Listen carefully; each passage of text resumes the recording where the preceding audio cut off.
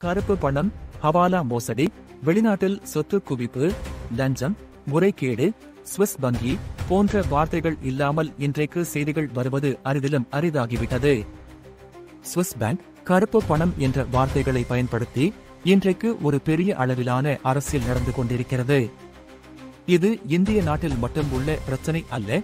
இந்த பிரச்சனை பல ஏழை நாடுகளையும் பணக்கார நாடுகளையும் கூட பாதித்துள்ளது. 2014 சுவிஸ் பேங்க், கருப்பு பணம் என்ற இந்த இரு வார்த்தைகள் ஒரு பெரிய ஆட்சி மாற்றத்திற்கு வித்திட்டது. சுவிஸ் வங்கியில் இந்தியர்களுடைய பணம் குவிக்கப்பட்டுள்ளது. அதை நாங்கள் கொண்டு வருவோம். ஒவ்வொரு அக்கவுண்டிலும் 15 லட்சம் ரூபாய் டெபாசிட் செய்வோம் என்று வாக்குறுதிகளை அள்ளி வழங்கி ஒரு பெரிய ஆட்சி மாற்றத்துக்கு வித்திட்டார்கள். உண்மையிலேயே அந்த வாக்குறுதிகள் எல்லாம் நிறைவேற்றப்பட்டதா என்பது இன்றைய விவாதம் அல்ல. இந்த கருப்பு பணம் சுவிஸ் வங்கி எல்லாம் ஒரு முகமூடி போலதான். இதற்கு பின் ஒரு பெரிய இயக்கம் இருக்கின்றது. இதற்கு பின் ஒரு பெரிய நெட்வொர்க் இருக்கின்றது. இதற்கு பின் ஒரு உலகமே இயங்கிக் கொண்டிருக்கின்றது என்பது நமக்கு தெரிவதில்லை. இந்த கருப்பு பணம் மற்றும் மணி லாண்டரிங் என்பது ஒரு பெரிய மாளிகையின் 2 தூண்கள்தான். அந்த மாளிகை பல தூண்களால் கட்டப்பட்டுள்ளது. மணி லாண்டரிங் என்றால் என்ன? கருப்பு பணத்தை எப்படி வெள்ளை பணமாக்குகிறார்கள், ஷெல் கம்பெனி எப்படி நடக்கின்றது என்பதையெல்லாம் விலக்கி பல வீடியோக்கள் வெளியே வந்திருக்கிறது. யூடியூபில் இதை பற்றி நிறைய வீடியோக்கள் வந்துள்ளது. இந்த வீடியோவில் நான் அதை பற்றி பேசப் போகிறேன், ஆனால் ஒரு குறுகிய நேரம் மட்டுமே. ஏனென்றால் நான் திரும்பவும் சொல்கின்றேன், இந்த money laundering and shell company என்பதெல்லாம் ஒரு சித்திரத்தின் ஒரு பகுதிதானே தவிர முழு சித்திரம் அல்ல. இந்த வீடியோவை நீங்கள் பார்த்து முடிக்கும் பொழுது அந்த சித்திரத்தை உங்களால் முழுமையாக பார்க்கவும் முடியும், புரிந்து கொள்ளவும் முடியும் என்று நான் நம்புகிறேன். கற்றலுக்காக கிங்ஸ் சர்க்கிளுக்கு உங்களை வரவேற்கிறேன். நான் உங்கள் மணி. இந்த வீடியோவின் ஸ்கிரிப்ட் ரெடி செய்வதற்காக நான் ரெஃபர் செய்த 3 புத்தகங்கள்: 1. Moneyland by Oliver Bullough, 2. Butler for the world by Oliver Bullough மற்றும் 3. Kleptopia by Tom Burgis. கருப்பு பணம் என்றால் என்ன? அது ஒரு பொருள் என்று வைத்துக் கொள்வோம். அதற்கென்று சொந்த அறிவு இருக்கிறதா? இல்லை. கருப்பு பணத்திற்கு அது கருப்பு பணம் என்று தெரியுமா? இல்லை. ஒரு பணத்தை கருப்பு பணம் என்று சொல்வது ஒரு நாட்டின் சட்டம் தானே தவிர அந்த பணமே அல்ல. தான் வைத்துள்ள பணத்தை கருப்பு பணமாக மாற்றுவதும் அல்லது வெள்ளை பணமாகவே வைத்திருப்பதும் ஒரு மனிதனின் தனிப்பட்ட முடிவு. ஆனால் அந்த தனிப்பட்ட முடிவு ஒரு சமுதாயத்தையே பாதிக்கும் பொழுதுதான் பிரச்சனை உருவாகின்றது. அங்குதான் சட்டம் சொல்கின்றது அது தவறு என்று. நாம் சம்பாதிக்கும் பொழுது அந்த பணம் கருப்பு பணமாகவும் இருப்பதில்லை, வெள்ளை பணமாகவும் இருப்பதில்லை, வெறும் பணமாக தான் இருக்கின்றது.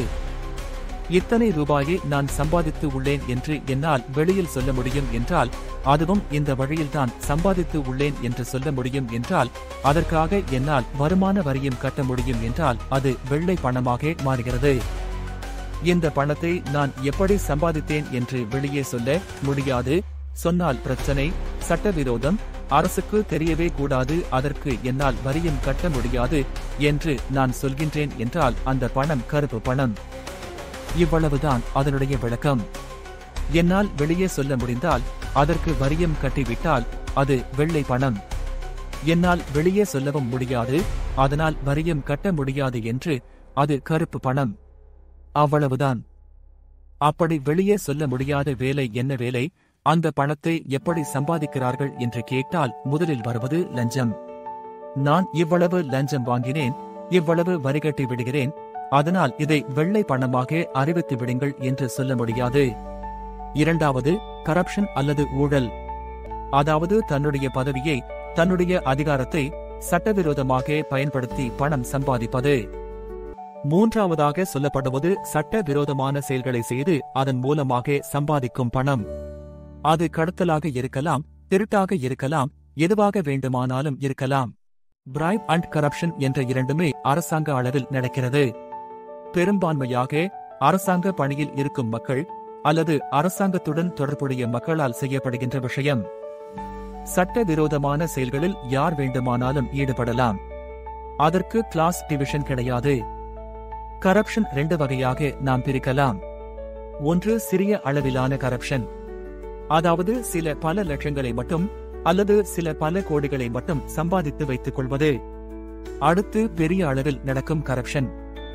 பெரிய அளவிலான கரப்ஷன் என்று சொல்லும் பொழுது அது இன்டர்நேஷனல் ப்ராஜெக்ட், இன்டர்நேஷனல் கான்ட்ராக்ட் என மினிஸ்ட்ரி மட்டத்தில் நடத்தப்படும் ஊழல்.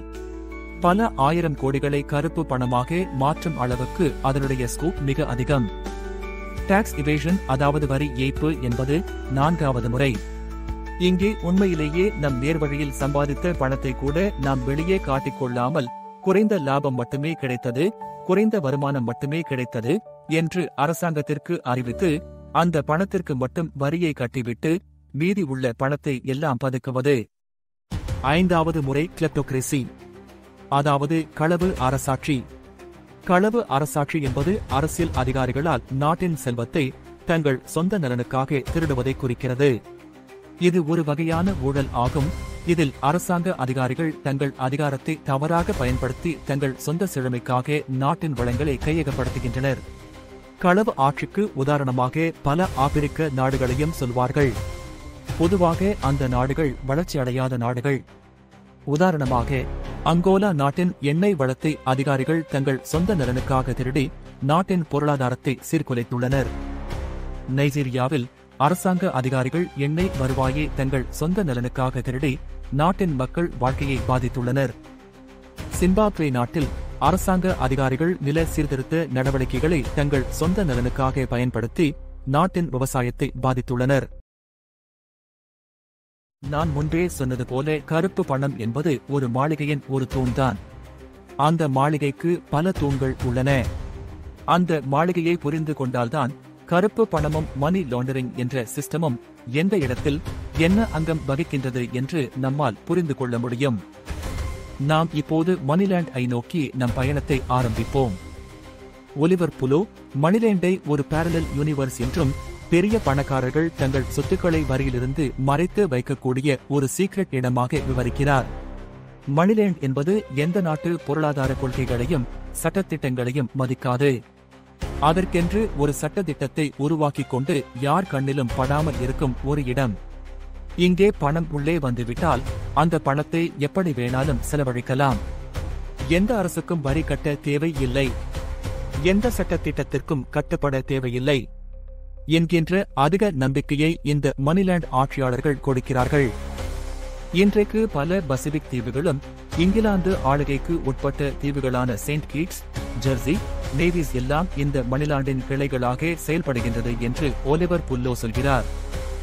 நான் இந்த புத்தகத்தை படிக்கும் போது எனக்கு மனதில் ஓடிக்கொண்டிருந்த ஒரு விஷயம் கிறிஸ்டோபர் நலனின் டார்க் நைட் திரைப்படம். ஒலிவர் புல்லோ மணிலாண்டை விவரிக்கும் பொழுதெல்லாம் எனக்கு மனதில் தோன்றிய ஒரு நகரம் கோத்தம் சிட்டி.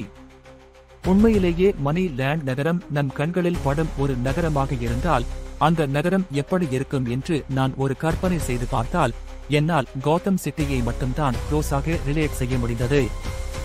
அப்பொழுது எனக்குள் எழுந்த கேள்வி, கிறிஸ்டோபர் நோலன் கோத்தம் சிட்டியை எதற்காக உருவாக்கியிருப்பார்?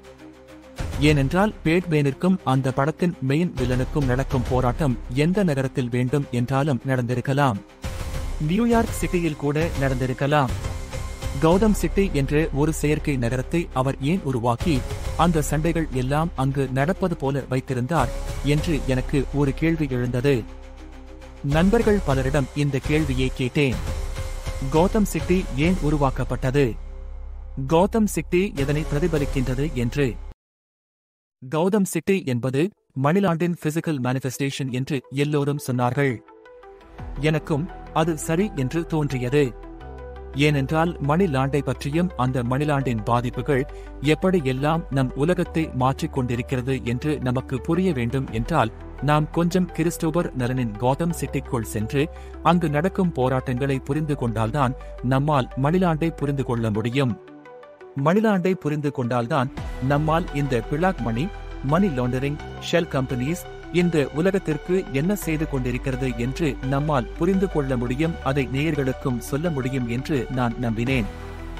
வாருங்கள் கிறிஸ்டோபர் நோலனின் கோதம் சிட்டிக்கு செல்வோம். பேட் பிகின்ஸ் படத்தில் நோலனின் கோதம் நகரம் அடித்தளம் வரை அழகிய சிதைவின் நிலையில் உள்ள நகரமாக சித்தரிக்கப்படுகிறது. தயாரிப்பு வடிவமைப்பாளர் நாதன் குரோலியின் தலைமையிலான தயாரிப்பு குழு யதார்த்தத்தின் உணர்வை அடைய பல்வேறு நகரங்களின் ரெஃபரன்ஸ்களை இணைத்து கோதம் நகரத்தை உருவாக்கியது. கோதம் நகரத்தின் கட்டிடக்கலை நியூயார்க் நகரத்தால் ஈர்க்கப்பட்டது. அதே சமயம் அதன் உயரமான நெடுஞ்சாலைகள் மற்றும் மோனோ ரயில்கள் டோக்கியோவை நினைவூட்டியது. த நேரோஸ் என்று அழைக்கப்படும் குடிசை மாவட்டம் ஹாங்காங்கின் கோலோன் சுவர்கள் நகரை அடிப்படையாக கொண்டது. கோதம் நகரம் அதன் ஆடம்பரமான உயரடுக்கு மற்றும் அதன் ஏழை மக்கள் தொகை கொண்ட பகுதிகளுக்கு இடையே தீவிரமான மாறுபாடுகளை வெளிப்படுத்துகிறது. இந்த மாறுபாடுகள் நகரத்தின் சமூக சமத்துவமின்மையை எடுத்துக்காட்டுகின்றன, மேலும் அதன் குடிமக்கள் எதிர்கொள்ளும் தீவிரமான பிரச்சினைகளை பிரதிபலிக்கின்றன. கௌதம் நகரில் உள்ள பணக்காரர்கள் எல்லாம் நகரத்தின் மையத்தில் அமைந்துள்ள பிரகாசமான குடியிருப்புகளில் வாழ்கிறார்கள். அங்கு அவர்கள் ஆடம்பரமான வாழ்க்கை முறையை அனுபவிக்கின்றனர். உயரடுக்கு குடியிருப்பாளர்கள் பாதுகாப்பு வளையங்களில் வாழ்கின்றனர்.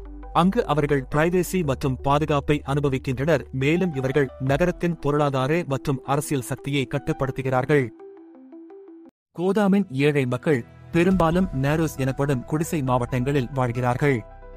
இது அடர்த்தியாக மக்கள் தொகை கொண்ட குறுகிய சுருள் தெருக்கள் மற்றும் சிதைந்த கட்டிடங்களின் லாபிரிண்ட் போன்றது.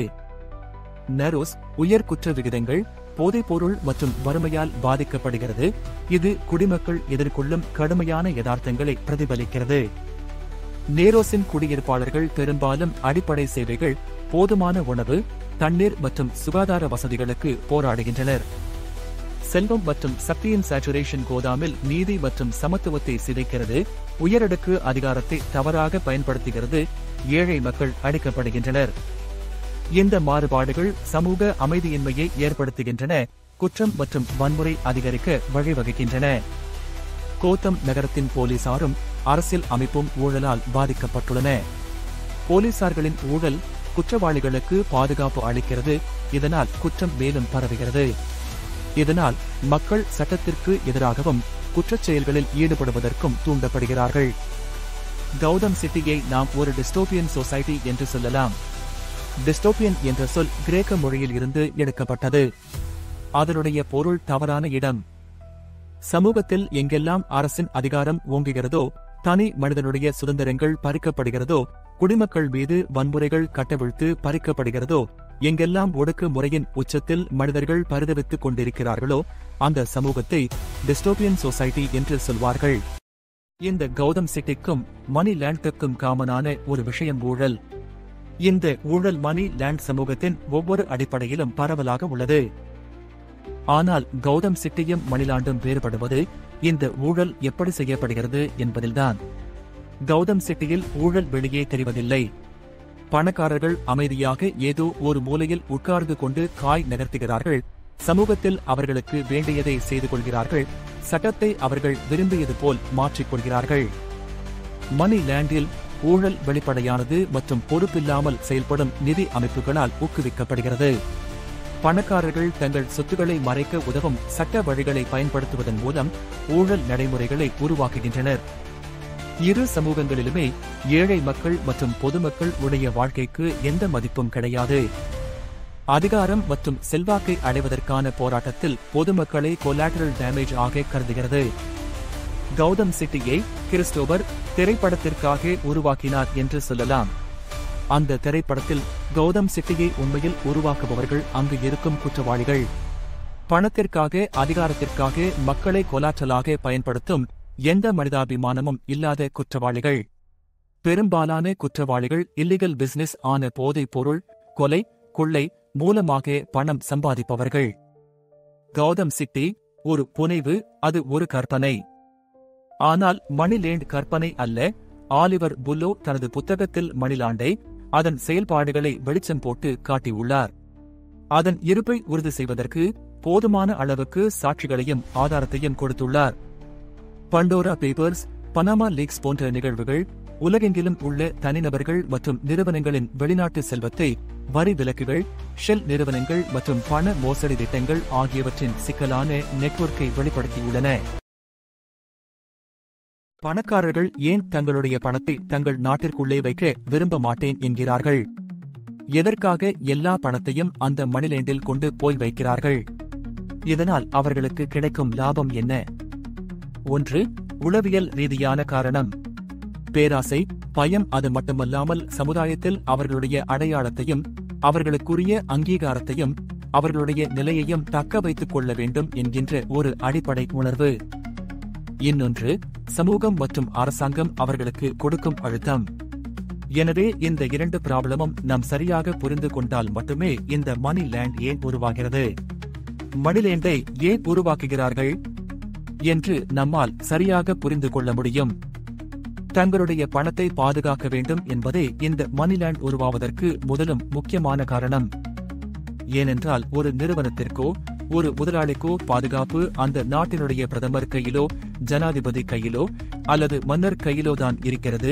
திடீரென்று கம்யூனிச சித்தாந்தமோ அல்லது சோசியலிச சித்தாந்தமோ பேசும் ஒரு மனிதர் பிரதமர் ஆகிவிட்டால் அல்லது மன்னர் ஆகிவிட்டால் அவர் அடுத்த நாளே அந்த நாட்டில் உள்ள எல்லா நிறுவனங்களையும் பொதுவுடைமை ஆக்குவார் அல்லது ஆக்கிவிடுவேன் என்று அறிவித்து விடுவார். இது இந்தியாவிலேயே நடந்தது. டாடா நடத்திய ஏர் இந்தியா கம்பெனி ஒரே நாளில் இந்திய அரசால் டேக் ஓவர் செய்யப்பட்டது. டாடா நிறுவனம் பல கோடி செலவழித்து எல்லா ரிஸ்கையும் எடுத்து விமானங்களை வெளிநாட்டிலிருந்து வாங்கி இங்கே ஏர் இந்தியா என்ற ஒரு நிறுவனத்தை நடத்திக் கொண்டிருந்தார்கள்.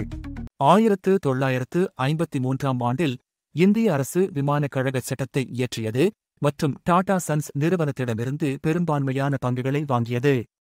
அது மட்டும் அல்ல, பல தனியார் வங்கிகள் பொதுவுடைமை ஆக்கப்பட்டது. 50 வருடங்கள் 60 வருடங்கள் முதல் போட்டு ஒரு நிறுவனத்தை தொடங்கி அதை கொஞ்சம் கொஞ்சமாக உயரத்திற்கு கொண்டு வந்த பொழுது இந்திய பிரதமர் இந்திரா காந்தி எல்லா வங்கிகளுமே பொதுவுடைமை ஆக்கப்படும் என்ற ஒரு சட்டத்தை பார்லிமெண்டில் பாஸ் செய்து அந்த வங்கிகளை எல்லாம் அந்த உரிமையாளர்களிடம் இருந்து பிடுங்கி நாட்டிற்காக அர்ப்பணித்தார். அது மட்டுமல்ல, அந்த சமயத்தில் கார்ப்பரேட் டாக்ஸ் 97.5 விழுக்காடுகள், அதாவது 100 ரூபாய் லாபம் சம்பாதித்தால் 97 ரூபாய் 50 காசை அரசாங்கத்திற்கு கொடுத்துவிட்டு 2 ரூபாய் 50 காசை அந்த முதலாளி வீட்டிற்கு எடுத்துச் செல்ல வேண்டும். வெனிசுலாவின் அதிபராக ஹியூகோ சவேஸ் பதவியேற்ற போது அந்த நாட்டின் எல்லா எண்ணெய் கிணறுகளையும் பொதுவுடைமை ஆக்குகிறேன் என்று அதை அத்தனை நாள் நிர்வாகம் செய்து கொண்டிருந்த எண்ணெய் கம்பெனிகளிடமிருந்து வலுக்கட்டாயமாக பிடுங்கி நாட்டிற்காக அர்ப்பணித்தார். இதைப்போல நிச்சயமற்ற ஒரு சூழல் பல நாடுகளில் நிலவிக் கொண்டிருந்தது. கம்யூனிசம் என்ற பெயரிலும் சோசியலிசம் என்ற பெயரிலும் முதலாளிகளிடம் இருந்து அவர்களுடைய சொத்துக்கள் பறிக்கப்பட்டது. அவர்களுடைய நிறுவனங்கள் அவர்களிடமிருந்து பிடுங்கப்பட்டது. முதலாளிகளை ஒரு குற்றவாளியாக பார்க்கும் அளவிற்கு சமுதாயத்தின் மனநிலையை அரசியல் சூழ்நிலைகள் மாற்றியமைத்தது. இந்த நிகழ்வுகளை எல்லாம் பார்த்துக் கொண்டிருந்த முதலாளிகள் சுதாரித்துக் கொண்டார்கள். அவர்கள் நாட்டில் அவர்கள் பணத்திற்கு பாதுகாப்பு இல்லை என்று அவர்களுக்கு புரிந்துவிட்டது. அவர்களுடைய சொத்துக்கள் என்று வேண்டுமானாலும் அரசால் பறிக்கப்படலாம் என்று ஒரு அச்சம் அவர்களுக்குள் வந்தது.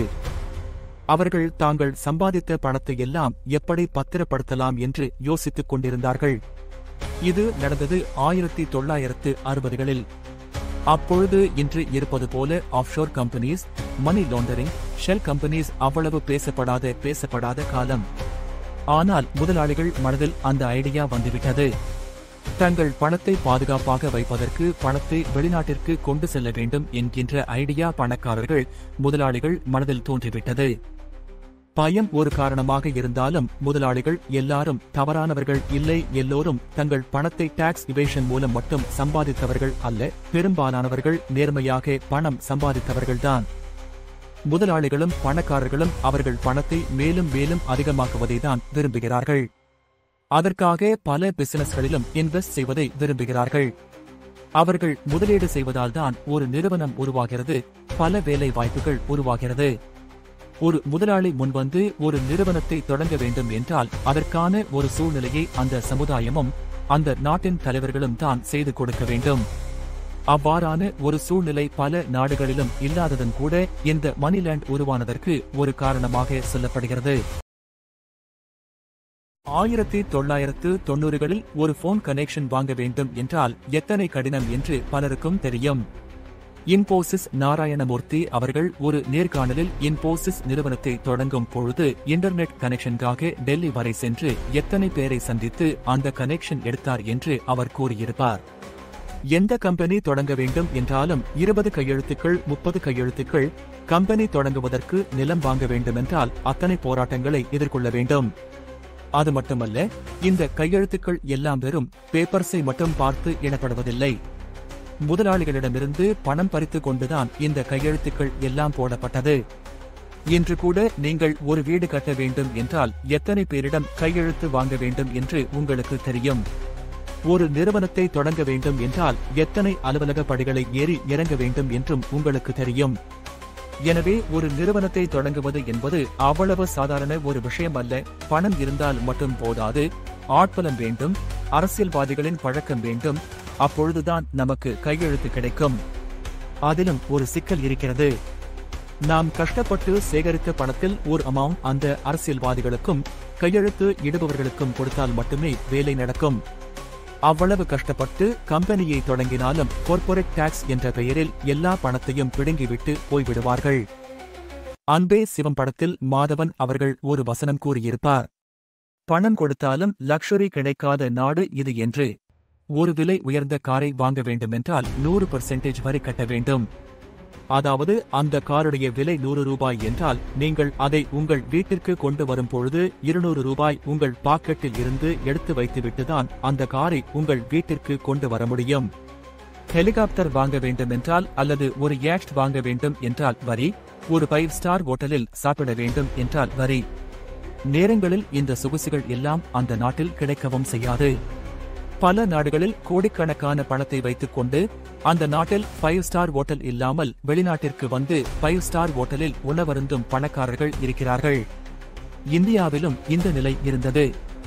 உங்களிடம் பணம் இருக்கிறது என்று தெரிந்துவிட்டால் எலெக்ஷன் நேரத்தில் அரசியல்வாதிகள் நச்சரிப்பு தொடங்கிவிடும். ஆளுங்கட்சி எதிர்க்கட்சி என்று எல்லோரும் உங்கள் பணத்தின் மேல் குறிவைத்து உங்கள் வீட்டிற்கு படையெடுத்து வருவார்கள். மீறி பணம் கொடுக்கவில்லை என்றால் வருமான வரி அலுவலர்களை உங்கள் மீது ஏவி விடுவார்கள். ஒரு பிரைவேசி என்றுமே இருக்காது. சமுதாயத்தின் கண்களில் இருந்து நீங்கள் எப்பொழுதுமே வெளியே செல்ல முடியாது என்ற ஒரு நிலைமையும் இருந்தது. இந்த மணிலேண்டுக்கு தங்கள் பணத்தை கொண்டு செல்லும் முதலாளிகள் எல்லோரிடமும் 3 பொதுவான விஷயங்கள் இருந்தது. ஒன்று, அவர்களுடைய பணத்தை பாதுகாக்க வேண்டும். இரண்டாவது, அவர்கள் இன்வெஸ்ட் செய்ய விரும்பினால் அதை எளிதாக செய்ய வேண்டும். மூன்றாவதாக, ஆடம்பரமாக வாழ வேண்டும். அரசியல் குறுக்கீடோ அல்லது பிரைவேசி கன்சர்ன்ஸ் இல்லாமல் சமுதாயத்தின் பார்வையில் இருந்து விலகி ஒரு ஆடம்பர வாழ்க்கையை வாழ வேண்டும் என்கின்ற ஒரு எண்ணமும் ஆழமாக பதிந்திருந்தது. இவையெல்லாம் நியாயமாக பணம் சம்பாதிப்பவர்களுக்கு இருந்த பிரச்சனைகள். இன்னொரு பக்கம், பணத்தை தவறான வழியில் சம்பாதித்தவர்கள், லஞ்சம் வாங்கி ஊழல் செய்து சம்பாதித்தவர்கள், அவர்கள் பணத்தை இந்த நாட்டிற்குள் என்ன செய்வது என்று தெரியாமல் தவித்துக் கொண்டிருந்தார்கள். சிறிய அளவில் லஞ்சம் வாங்குபவர்களும் சிறிய அளவில் ஊழல் செய்பவர்களும் தங்களுடைய பணத்தில் ஒரு வீடு கட்டுவார்கள், நகை வாங்குவார்கள், ஆடம்பர செலவு செய்வார்கள், பிறகு உள்ள பணத்தை பினாமி பெயரில் வைத்திருப்பார்கள். சிறிய அளவில் பணம் வைத்திருந்தால் மட்டும்தான் இந்த சுழற்சி ஏற்படும். உதாரணத்திற்கு, ஒரு அரசு ஊழியரோ அல்லது ஒரு அரசியல்வாதியோ ஊழல் செய்தோ அல்லது லஞ்சம் வாங்கி சம்பாதித்த பணத்தை ஒரு அளவிற்கு தான் செலவு செய்ய முடியும். அந்த அளவை தாண்டிவிட்டு அவர் வருமானத்திற்கு சம்பந்தமில்லாமல் ஒரு காரையோ ஒரு வீடையோ வாங்கினால் சமூகத்தின் கண்களில் விழ தொடங்கிவிடுவார். மக்கள் கேள்வி கேட்க தொடங்கிவிடுவார்கள். எனவே அந்த அதிக பணத்தை எப்படி செலவிடுவது என்று தெரியாமல் விழி பிதுங்கி பணத்தை பாதுகாப்பதற்காக பேங்க் லாக்கரிலோ அல்லது தங்கள் நிலத்தில் ஏதோ ஒரு இடத்திலோ ஒளித்து வைப்பார்கள். அந்த பணத்தை கொண்டு அவர்களால் ஒரு ஆடம்பர வாழ்க்கை வாழ முடியாது. அந்த பணத்தை எந்த தொழிலும் இன்வெஸ்ட் செய்ய முடியாது. அதை பாதுகாப்பது என்பது அவ்வளவு சாதாரண விஷயம் அல்ல. எனவே பணத்தை தவறான வழியில் சம்பாதித்தவர்களுக்கும் பணத்தை சரியான வழியில் சம்பாதித்தவர்களுக்கும் ஒரே விதமான பிரச்சனைதான் இருந்தது. அது என்னவென்றால், அந்த பணத்தை பாதுகாக்க வேண்டும் என்ற பயம், அந்த பணத்தை ஆடம்பரமாக செலவிட வேண்டும் என்ற ஆசை, அந்த பணத்தை எப்படியாவது இன்வெஸ்ட் செய்து இன்னும் அதை பல மடங்காக்க வேண்டும் என்ற பேராசை. அவர்கள் ஆசைக்கெல்லாம் குறுக்கில் நின்று முட்டுக்கட்டை இடுவது அந்த நாட்டின் சட்டதிட்டங்கள், அந்த நாட்டில் நிலவி வரும் சமூக சூழ்நிலைகள் மற்றும் அரசின் கொள்கைகள். மணி லேண்ட் என்பது நீங்கள் சட்டரீதியாகவோ அல்லது சட்டத்திற்கு புறம்பாகவோ சம்பாதித்த பணத்தை பாதுகாப்பாக வைத்து அந்த பணத்தை இந்த உலகத்தில் உள்ள எந்த நாடுகளில் வேண்டுமானாலும் எந்த நிறுவனங்களில் வேண்டுமானாலும் எந்த பிரச்சனையும் இல்லாமல் எந்த குறுக்கீடுகளும் இல்லாமல் முதலீடு செய்து உங்கள் வருமானத்தை பெருக்கி ஆடம்பரமான ஒரு வாழ்க்கை வாழ்வதற்கான ஒரு கனவு இடம். ஒருவேளை உங்கள் பணத்தை நீங்கள் வேறு எந்த நாட்டிலும் அல்லது வேறு எந்த தொழிலுக்கும் இன்வெஸ்ட் செய்ய விருப்பமில்லை, நீங்கள் செய்யும் தொழில், அதுவும் உங்கள் நாட்டில் நீங்கள் செய்யும் தொழிற்கே அந்த பணம் திருப்பி வர வேண்டும் என்றாலும் அந்த பணத்தை வெள்ளையாக மாற்றி உங்களுக்கு எல்லா சட்ட ரீதியான பாதுகாப்புடன் அனுப்பி வைப்பதற்கு ஒரு உகந்த இடமாக மணிலேண்ட் செயல்படுகிறது. மணிலேண்ட் ஏன் உருவாக்குகின்றது அல்லது ஏன் தோன்றுகிறது என்று நாம் பார்த்தோம். மணிலேண்ட் என்ற ஐடியா பணம் உள்ளவர்களின் மனதில் தோன்றினாலும் அதை எப்படி செயலாக்குவது, அந்த ஐடியாவிற்கு எப்படி உரு கொடுப்பது என்று தெரியாமல் தவித்துக் கொண்டிருந்தார்கள். அப்பொழுதுதான் அமெரிக்காவிலும் இங்கிலாந்திலும் உள்ள சட்ட வல்லுநர்களும் நிதி வல்லுநர்களும் இதை ஒரு அருமையான ஆப்பர்ச்சுனிட்டியாக பார்க்க தொடங்கினார்கள். இந்த ஆப்பர்ச்சுனிட்டியை பணமாக மாற்றியே தீர வேண்டும் என்று கிளம்பியவர்கள்தான் இயன் ஃப்ரேசர் மற்றும் வார்பர்க் பேங்க். இயான் ஃப்ரேசர் மற்றும் வார்பர்க் ஆகியோர் ஒலிவர் புலோவின் புத்தகத்தில் விவரிக்கப்பட்டுள்ளபடி மணிலேண்டை உருவாக்குவதில் குறிப்பிடத்தக்க பங்குகளை வகித்தனர். இயான் ஃப்ரேசர் முன்னாள் கோல்ட்மேன் சாக்ஸ் வங்கியாளர் மற்றும் வெளிநாட்டு நிதி மையங்களை உருவாக்குவதில் முக்கிய நபர். பிரிட்டிஷ் வெர்ஜின் தீவுகளை பிரபலமான வரி விலக்கு இடமாக நிறுவுவதில் இவர் முக்கிய பங்கு வகித்தார் மற்றும் பணக்காரர்கள் தங்கள் சொத்துக்களை மறைக்க அனுமதிக்கும் சிக்கலான நிதி கட்டமைப்புகளை உருவாக்குவதில் மைய பங்கு வகித்தார். வார்பர்க் இன்டர்நேஷனல் ஃபைனான்ஸ் இல் நீண்ட வரலாறு கொண்ட குறிப்பிடத்தக்க வங்கி குடும்பம். வார்பர்க் வங்கி வெளிநாட்டு பரிவர்த்தனைகளை எளிதாக்குவதிலும் வரி மற்றும் ஒழுங்குமுறைகளை தவிர்க்க விரும்பும் பணக்காரர்கள் மற்றும் நிறுவனங்களுக்கு சேவைகளை வழங்குவதிலும் முக்கிய பங்கு வகித்தது. இயான் ஃப்ரேசர் மற்றும் வார்பர்க் ஆகியோருடன் பிற தனிநபர்கள் மற்றும் நிறுவனங்களும் ஒன்றிணைந்து மணிலேண்டின் அடித்தளத்தை உருவாக்கும் வரி விலக்குகள் மற்றும் நிதி இடைத்தரகர்களின் சிக்கலான நெட்வொர்க்கை உருவாக்க உதவினார்கள். நான் முன்பே சொல்லியது போல மணிலேண்டிற்கு பிளாக் மணி என்பதோ மணி லாண்டரிங் என்பதோ ஒரு தூணல்ல. மணிலேண்ட் செய்யும் பல செயல்களில் மணி லாண்டரிங்கும் ஒன்று.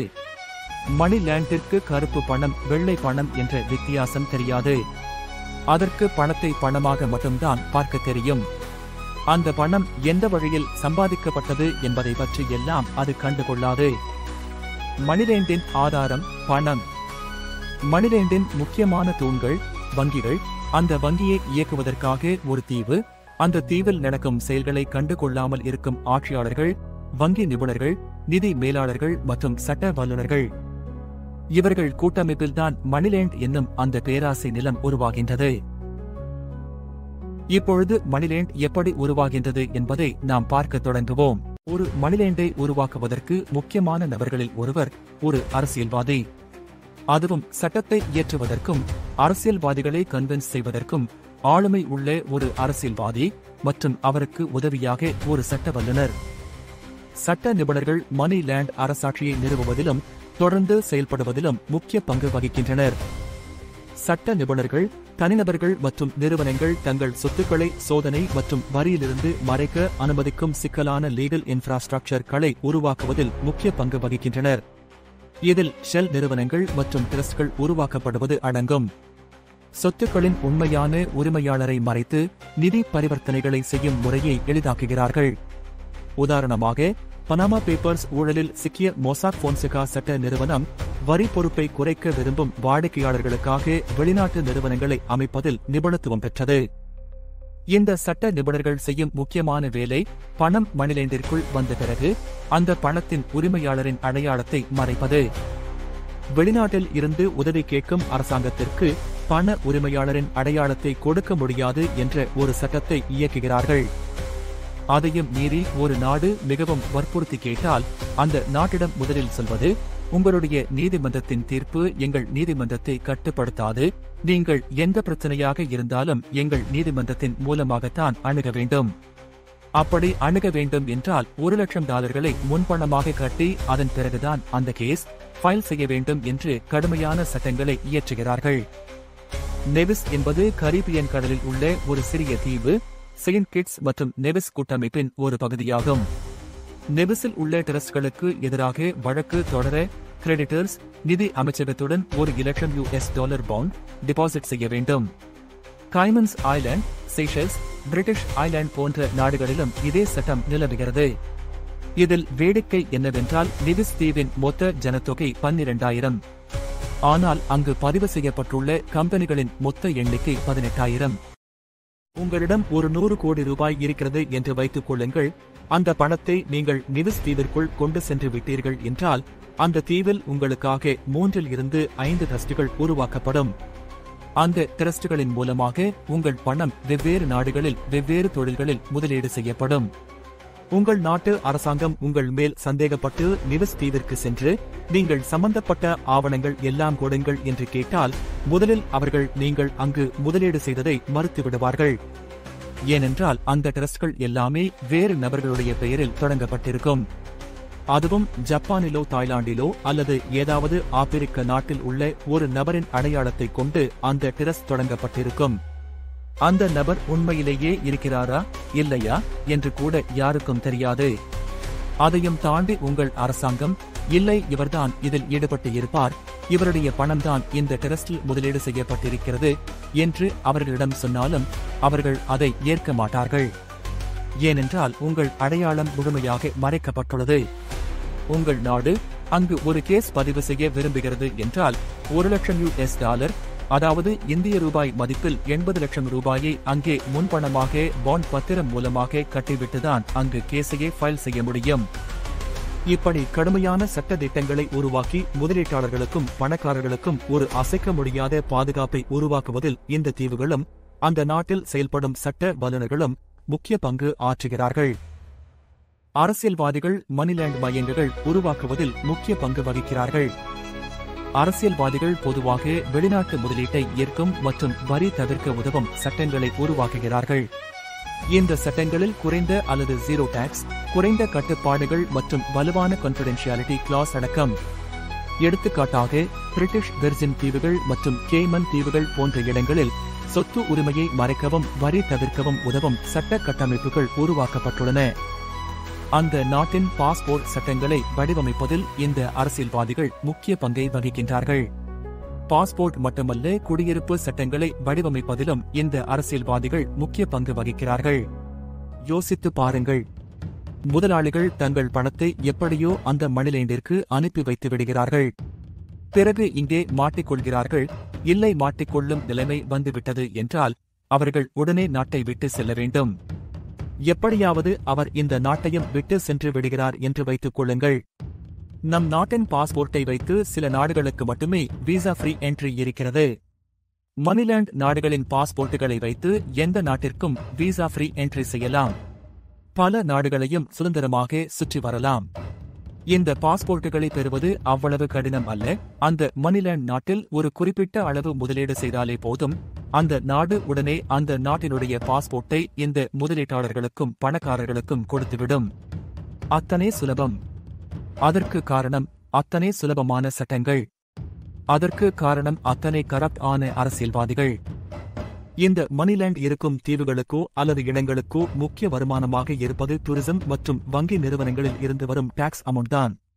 இதில் பெரும்பாலான நாடுகளில் 35% GDP வரை வங்கிகள்தான் கான்ட்ரிபியூட் செய்கிறது. எனக்கு புரியாத ஒரு விஷயம் என்னவென்றால் ஏன் இந்த டாக்ஸ் ஹேவன்ஸ் எல்லாம் அழகான தீவுகளில் இருக்கின்றது என்று. இதுவரை நாம் சட்ட வல்லுநர்களும் அரசியல்வாதிகளும் எப்படி மணிலேண்டிற்கு அவர்களுடைய பங்கை ஆற்றுகிறார்கள் என்று பார்த்தோம். இப்பொழுது நாம் வங்கி வல்லுநர்கள் என்ன பங்கை ஆற்றுகிறார்கள் என்பதை பார்ப்போம். வங்கி ஊழியர்களின் முக்கியமான பங்கு பண பரிவர்த்தனைக்கான இன்ஃப்ராஸ்ட்ரக்சரை கிரியேட் செய்வது. ஷெல் கம்பெனிகளை உருவாக்குவதில் எப்படி நிதி வல்லுநர்கள் முக்கியமான பங்கை வகிக்கிறார்களோ அதுபோல இந்த ஷெல் கம்பெனிகளுக்கு இடையேயும் நாடுகளுக்கு இடையேயும் பணம் புழங்குவதை, அங்கும் இங்கும் இடம் மாறுவதை உறுதி செய்வதற்கான இன்ஃப்ராஸ்ட்ரக்சரை உருவாக்குவதில் முக்கிய பங்கை வங்கிகள் ஆற்றுகின்றனர். இன்டர்நெட் வருகைக்கு பிறகு internet banking, mobile banking, international wire transfer என்று இன்றைக்கு பேமெண்ட்ஸ் அண்ட் செட்டில்மெண்ட் சிஸ்டம் உலக அளவில் பல மாற்றங்களுக்கு உள்ளாகியுள்ளது. உலகில் எந்த மூலையில் இருக்கும் நபரும் உலகில் இன்னொரு மூலையில் இருக்கும் நபருக்கு சில வினாடிகளில் கோடிக்கணக்கான பணத்தை அனுப்பும் அளவிற்கு ஒரு நெட்வொர்க்கையும் இன்ஃப்ராஸ்ட்ரக்சரையும் இந்த வங்கிகள் உருவாக்கி வைத்துள்ளது. வெளிநாட்டில் உருவாகும் ஷெல் கம்பெனிகள், ட்ரஸ்ட்கள், பவுண்டேஷன்கள் மற்றும் எல்லா நிறுவனங்களின் பொறுப்புகளையும் இந்த வங்கிகள் தான் பார்த்துக் கொள்கின்றன. அது மட்டுமில்லாமல் மணிலாண்டிற்குள் உள்ள பணத்தை எங்கெல்லாம் முதலீடு செய்வது, எப்படி எல்லாம் முதலீடு செய்வது, எந்த நாட்டில் முதலீடு செய்வது, எந்த தொழிலில் முதலீடு செய்வது என்பதையும் இந்த வங்கிகள் மற்றும் அதனுடைய ஊழியர்களும் ஃபைனான்சியல் எக்ஸ்பர்ட்ஸ் என்று அழைக்கப்படும் நிதித்துறை வல்லுநர்களும் தான் பார்த்துக் கொள்கிறார்கள். இவர்களுடைய சர்வீஸ் எவ்வளவு விரிவு என்றால், நிறுவனம் தொடங்குவது அதை மேலாண்மை செய்வது மட்டுமல்ல, அந்த பணக்காரர்களுக்கு வேண்டியதை எல்லாம் செய்வதையும் அவர்கள்தான் பார்த்துக் கொள்கிறார்கள். அவர்கள் டூர் என்றால் அங்கு கைட் ஏற்பாடு செய்வதிலிருந்து லாட்ஜ் புக் செய்வது வரை அவர்கள் பார்த்துக் கொள்வார்கள். முதலீட்டாளர் ஒரு படகை வாங்க வேண்டும், ஒரு உல்லாச பயணம் செல்ல வேண்டும், ஒரு கப்பல் வாங்க வேண்டும், ஒரு ஹெலிகாப்டர் வாங்க வேண்டும், இங்கிலாந்தில் ஒரு மேன்ஷனை வாங்க வேண்டும், ஒரு திராட்சை தோட்டம் வாங்க வேண்டும், பிரான்சில் நடக்கும் ஒரு ஏலத்தில் ஒரு விலை உயர்ந்த ஒரு ஓவியத்தை வாங்க வேண்டும், விலை உயர்ந்த கார் வாங்க வேண்டும் என்று முதலீட்டாளர்கள் ஆசைப்பட்டால் அதை உடனடியாக செய்து முடிப்பார்கள். முதலீட்டாளர்கள் சில தொகையை மட்டும் எங்கள் நாட்டிற்கு வெள்ளையாக மாற்றி அனுப்புங்கள் என்று சொன்னால் அதையும் அவர்களே பார்த்துக் கொள்வார்கள். இந்த வங்கி ஊழியர்களும் இந்த நிதித்துறை நிபுணர்களும் அந்த முதலீட்டாளர்களுக்கு செய்யாத உதவி என்று ஒன்றுமில்லை. ஒரு இடத்தில் இந்த புத்தகத்தில் சொல்லப்பட்ட விஷயம் மிகவும் திடுக்கிட வைக்கும் ஒரு விஷயமாக இருந்தது. அதாவது, இந்த பெரும் முதலாளிகள் ஏற்கனவே சட்டத்திற்கு புறம்பாக செயல்பட்டுக் கொண்டிருக்கிறார்கள். முதலீட்டாளர்கள் எவ்வளவு பெரிய சர்வதேச குற்றங்களில் ஈடுபட்டாலும் அதனை மறைப்பதற்கும் அவர்களை காப்பாற்றுவதற்கும் கூட இந்த நாடுகள் உதவி செய்கின்றன என்று இந்த புத்தகத்தின் ஆசிரியர் குறிப்பிட்டுள்ளார். பல நேர்காணலில் கூட இதை அவர் பதிவு செய்துள்ளார். இந்த இடத்தில்தான் குற்றங்களை செய்ய உதவுவதன் மூலம், குற்றவாளிகளை ஆதரிப்பதன் மூலம் மணிலேண்ட் ஒரு கோத்தம் சிட்டியாக மாறுகிறது. எனவே சாமானியர்கள் வாழும் இடங்கள் எல்லாம் அந்த நேரு சிட்டியாக மாறுகிறது. சட்ட வல்லுநர்கள், அரசியல்வாதிகள், வங்கி ஊழியர்கள், நிதி மேலாளர்கள் இவர்களெல்லாம் சேர்ந்து மணிலேண்ட் என்னும் நாட்டை எப்படி உருவாக்குகிறார்கள் என்பதை நான் விளக்கமாக சொல்லிவிட்டேன். இப்படி ஒரு சிஸ்டத்தை உருவாக்கி வைத்திருக்கிறார்கள். இந்த சிஸ்டம் உருவாகிய பின் மணி லாண்டரிங் என்பது அவ்வளவு ஒரு பெரிய விஷயமாக எனக்கு தெரியவில்லை. ஏனென்றால் மணி லாண்டரிங் செய்ய வேண்டும் என்றால் நீங்கள் ஷெல் கம்பெனி ஓபன் செய்ய வேண்டாம், நீங்கள் வங்கி கணக்குகள் ஓபன் செய்ய வேண்டாம், நீங்கள் எந்த நாட்டிற்கும் செல்ல வேண்டாம், உங்கள் பணத்தை இங்கும் அங்கும் கூட எடுத்துச் செல்ல வேண்டாம். நீங்கள் செய்ய வேண்டியது எல்லாம் ஒரு ஏஜென்ட்டையோ ஒரு புரோக்கரையோ தொடர்பு கொள்ள வேண்டியதுதான். ஒரு போன் நம்பர் அல்லது ஒரு இமெயில் ஐடி மட்டும் இருந்தால் போதும். அவர்களுக்கு உங்களுடைய தகவல்களையும் உங்களுடைய விருப்பங்களையும் பகிர்ந்தால் போதும். நீங்கள் வீட்டில் வைத்துள்ள பணம் தானாக டிஜிட்டல் மணியாக மாறிவிடும். அந்த டிஜிட்டல் மணி உங்களுடைய ஆஃப்ஷோர் அக்கவுண்டிற்கு சென்றுவிடும். ஆஃப்ஷோர் அக்கவுண்டிற்கு பணம் சென்றவுடன் பல நிறுவனங்கள், டிரஸ்ட்கள், கார்ப்பரேஷன் உங்கள் நாமினி பெயரில் தொடங்கப்படும். அந்த நாமினி யார் என்று உங்களுக்கு தெரியாது, நீங்கள் யாரென்று அந்த நாமினிக்கு தெரியாது. அந்த நாமினியின் பெயரில் ஒரு நிறுவனம் இருப்பது அந்த நாமினிக்கே தெரியாது. நாமினி பெயரில் இயங்கும் நிறுவனங்கள் பல பன்னாட்டு கம்பெனிகளிலும் பல நிறுவனங்களிலும் பல ஃபைனான்சியல் ஆசெட்களிலும் உங்கள் பணத்தை இன்வெஸ்ட் செய்து அந்த பணத்தை இன்னும் பல மடங்காக்குவார்கள். அந்த பணம் உங்கள் காலத்திற்கு பிறகு யாருக்கு செல்ல வேண்டும் என்று குறிப்பு கொடுத்துவிட்டால் போதும். அந்த பணம் சரியாக உங்கள் வாரிசுகளுக்கும் நீங்கள் விரும்புபவர்களுக்கும் போய் சேரும். அந்த பணம் எந்த நாட்டில் அவர்கள் பெயரில் இருக்க வேண்டும் என்று நீங்கள் முடிவு செய்துவிட்டால் அதையும் அவர்கள் செய்துவிடுவார்கள். உங்கள் சொத்துக்களை நீங்கள் விரும்பியது போல எந்த நாட்டிலும் செலவிடலாம். எந்த நாட்டின் எந்த ஆடம்பரங்களை அனுபவிக்க வேண்டும் என்றாலும் அந்த நாட்டிற்கு நீங்கள் சென்று அதை அனுபவிக்கலாம். இல்லை, உங்கள் நாட்டிலே அந்த ஆடம்பரங்களை எல்லாம் அனுபவிக்க வேண்டும் என்றால் உங்கள் நாட்டில் உங்கள் வீட்டு வாசப்படிக்கு அந்த ஆடம்பரங்களை அவர்கள் கொண்டு வந்து விடுவார்கள். என்னை பொறுத்தவரை மணி லாண்டரிங் அண்ட் ஷெல் கம்பெனிகள் ஒரு பெரிய இயந்திரத்தில் உள்ள இரு போல்ட் அண்ட் நட் போலதான். அவை அவசியம், ஆனால் அவையே முழுவதுமாகிவிடாதே. சித்திரத்தில் உள்ள ஒரு வண்ணம் மட்டும் அந்த சித்திரம் ஆகிவிடாதே. அதனால்தான் இந்த கருப்பு பணம் பின் நிற்கும் உளவியல், அதற்கு பின் நிற்கும் இன்ஸ்டிடியூஷன்ஸ் அண்ட் இன்ஃப்ராஸ்ட்ரக்சர் பற்றி நான் பேச வேண்டும் என்று முடிவெடுத்தேன். அது மட்டுமல்லாமல் கோத்தம் சிட்டி என்ற ஒரு புனைப்பு நகரத்தையும் எடுத்துக்காட்டாக மேற்கோளாக காட்டியதற்கு முக்கிய காரணம் கிறிஸ்டோபர் நோலன் ஒரு சமுதாயத்தின் பிரதிபலிப்பாக தான் கோதம் சிட்டியை உருவாக்கினார். மணி லேண்ட் என்னும் கோத்தம் சிட்டி நம் கண்ணிற்கு தெரியாமல் நமக்குள்ளே ஊடுருவி இருக்கிறது. தவறான வழியில் பணத்தை சம்பாதித்து அதை மணிலேண்டில் பதுக்கும் பணக்காரர்கள்தான் கௌதம் சிட்டியின் அடுக்குமாடி குடியிருப்பு மக்கள். சாமானியர்கள், பணமில்லாதவர்கள், மிடில் கிளாஸ்கள் தான் நேரோஸ் மனிதர்கள். பிரான்ஸ் நாட்டை சேர்ந்த பொருளாதார நிபுணர் கேப்ரியல் ஜுக்மன் சுவிஸ் வங்கி மற்றும் மணி லேண்ட் ஒரு பிளாக் ஹோல் என்று சொல்கிறார். அவர் அதை சொல்வதற்கான காரணம், இந்த மணிலேண்டிற்குள் ஒருமுறை பணம் உள்ளே சென்றுவிட்டால் அது எப்பொழுதுமே அதனுடைய சொந்த நாட்டிற்கு திரும்புவதில்லை. இந்த கருப்பு பணம் என்பது ஒரு நாட்டின் செல்வம். அந்த நாட்டின் செல்வம் அந்த நாட்டின் மக்களுக்கு பயன்பட வேண்டும்.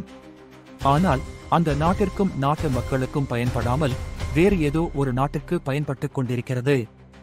அதனால் வேறு ஏதோ நாட்டின் மக்கள் நல்லபடி வாழ்ந்து கொண்டிருக்கிறார்கள்.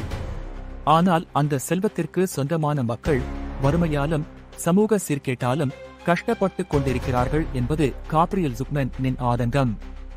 புள்ளியியல் முரண்பாடுகளை ஆய்வு செய்து அவர் 2014ஆம் ஆண்டில் உலகின் அனைத்து நிதி செல்வத்திலும் 8% டாக்ஸ் ஹெவன்களில் வைக்கப்பட்டிருந்தது என்று மதிப்பிடுகிறார்.